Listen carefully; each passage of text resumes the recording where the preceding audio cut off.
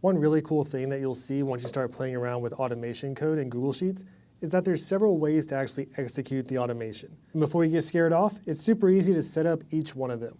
All you need is some sort of automation code, and in 2025, there's a whole bunch of different ways you can add code. You can go to somebody knowledgeable and grab code from them. So for example, if you go to sheetsbyolan.com, go to automation codes, I have a whole bunch of different use cases right here for various reasons. Or you could simply ask AI, and they'll help you generate the code that you need. And there's many ways to run the code, but in this video, I'm going to show you how to do 5 specific ones. One is obviously you can manually run it. 2, you can set it up where every time you edit the cell, it will run that code. 3, you can have it run on a regular cadence, so every day, every week, every hour, and so forth. 4, you can have it execute at the click of a button. Or 5, which is really cool, you can actually create a custom menu button and run it from there. If you haven't already subscribed, make sure to hit that subscribe button, and let's dive in. So for this video, we're going to use my automated task tracker that kind of highlights every single one of these. And the first one will be on edit. So for example, whenever I mark a task as done, it's going to execute and it's going to clear from this list, and it will move to the bottom of the done tab, where I have a list of every single task that I have completed over time. And to do this, if you go to extensions, app script, and at the top you can see we're actually calling 2 functions with that one edit. So we're adding a timestamp, and I won't get into all of this, but basically it's checking to see what the status is in one of the cells, and if it's the status that's listed, it's adding the timestamp.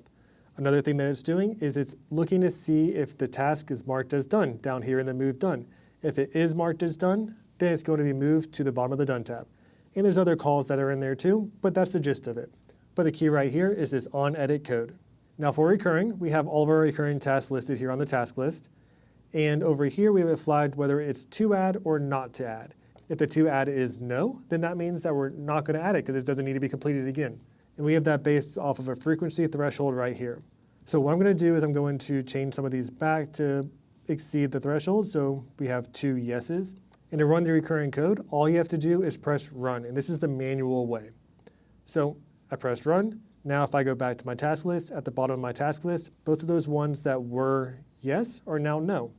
And I have it set where it automatically updates the date, and the calculations change based off of the date that's listed. And one thing I do want to note is that not every task can be run manually. For example, if it's on edit, you can't run that manually because since it's based off of an edited cell, if you try to run it manually, you'll get an error, and that's because it does not know what cell to put through the automation. So since there's no cell location to put through the automation, it won't work. So that's the only caveat to that. But I don't want to have to run code manually. So instead of running the code manually, you can set up a trigger. So if you go over here to the left side, you can click triggers, and you'll see this screen right here. So if I go to add trigger, by default, it goes to on edit, but you can select which function you want to run. In this case, I want to run the copy recurring tasks. So I can click that. And then you have different event sources. In this case, I'm going to have time driven. And you can set it based off of minutes, hours, days, weeks, months, and so forth. So let's say I want to run this every single morning. I'll have a day timer, and we'll say, let's say 2 a.m. to 3 a.m. Over here, if it doesn't have anything that it can add, it will flag saying that there was a failure.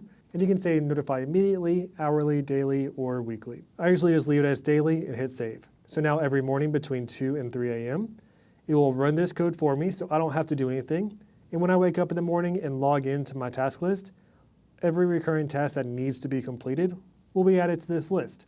So I don't have to worry about looking at my recurring tasks at all. Out of sight, out of mind. Now, let's say that we have an inconsistent task where whenever a new hire starts, we have a bunch of recurring tasks that we want to add to our task list, but we don't want to have to add those manually. We can create an automation based off of an irregular cadence. The only difference is you can't set up a trigger like we did for the recurring task because they're random. There's no sort of cadence. So in this case, you could run it manually and add it there by going into AppScript and running it, but that's not fun. So instead, we're going to create a button.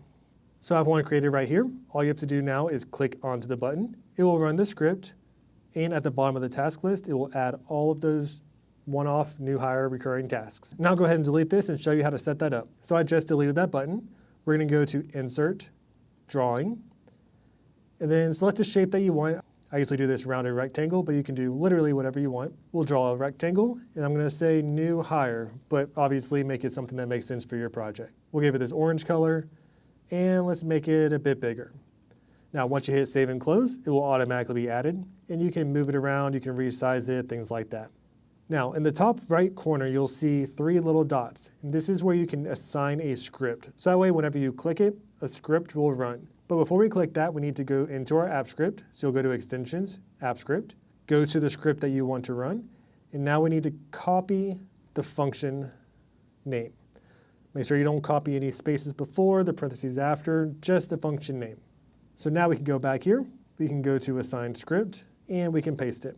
And we can hit OK, and now it's a live button, so once I click it, the script will run, and those tasks will be added to the bottom of the task list. One thing to note is that if you try to go into that again to assign a different script, every time you click on it, it will run. So instead, you need to right-click and left-click at the same time to select it, and then that will reveal the 3 dots, and you'll be able to edit it, change the text, assign another script, and so forth. All right, before I get to the last one, make sure you hit that subscribe button if you haven't already. And I've already showed you how to execute an automation based off of an editing of a cell, manually running it, setting up a trigger, and creating a button. But one thing that's really cool about Google Sheets that most people don't realize is that since it's code-based, it's highly customizable. So we're actually going to create a button right here to allow us to execute up there instead of having a button that is going to kind of clutter up our spreadsheet.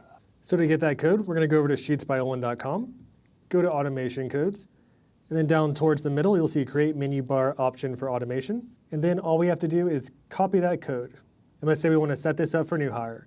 I'll click just before the function in row 1 and put a couple of spaces and then paste that code. Now, anything that's behind these 2 slashes means that that's just text, and you can delete those if you want. It's just instructions on how to update it. So this is going to run on open. So when the spreadsheet is opened, this automation will run. It is going to create a menu item called Automations. And if you want to change the name, all you have to do is just change the name right here. Just don't accidentally remove the soft quotes. And then we're going to add an item called New Hire in soft quotes. And then we're going to run the function, which is listed right here, called Copy New Hire Tasks. Now, similar to the one in the timestamp task, if there's multiple, you can add multiple different options in that same dropdown. But for now, we only have one. So I'm going to go ahead and save it. And it's always good to run it to make sure you didn't actually leave off the close curly brace or anything like that. And now let's go back to our task list. So I'm going to go ahead and delete these. And there's nothing there right now. And that's because, if you remember, it's set to execute on open. So I'm going to go ahead and refresh my page. And when I do that, you'll see automations pop up right here as a menu item. So I'm going to click on automations now, and then you'll see new hire. And when I click that, it's the same exact thing as if I were to press the button over on the right side, but instead, it runs it automatically with no buttons and no clutter on your spreadsheet. And it's as simple as that. So if you haven't played around with AppScript code, hop on AI, check out my site, see what you need to do to tweak it for your exact position and what your goals are. But there's a lot of information out there that you should be playing around with to really elevate your spreadsheet to the next level. And unlike Excel, which can be very limiting, since it's web-based, you can really customize it in a lot of different ways to create really cool charts, create really cool flows, different things like that. And I'll leave it there for this video.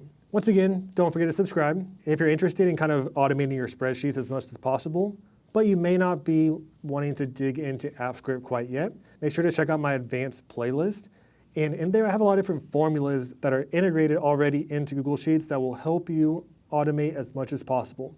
Then when you couple those with different AppScript automations later on, sky's the limit on what you can build. Let me know if you have any questions, and like and comment for more.